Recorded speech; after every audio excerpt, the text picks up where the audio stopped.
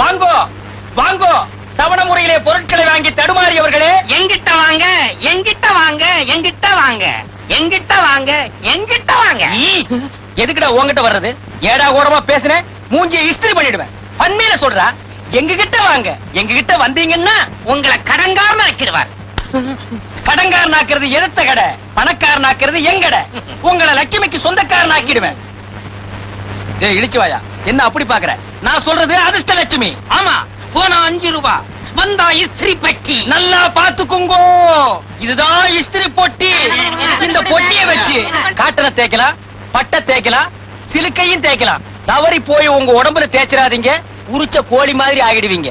இந்த புறா வாங்கிக்க, வாங்கிக்க, வாங்கிக்க, வாங்கிக்கோ. இந்தாங்கண்ண, நல்ல குலுக்குங்கண்ண.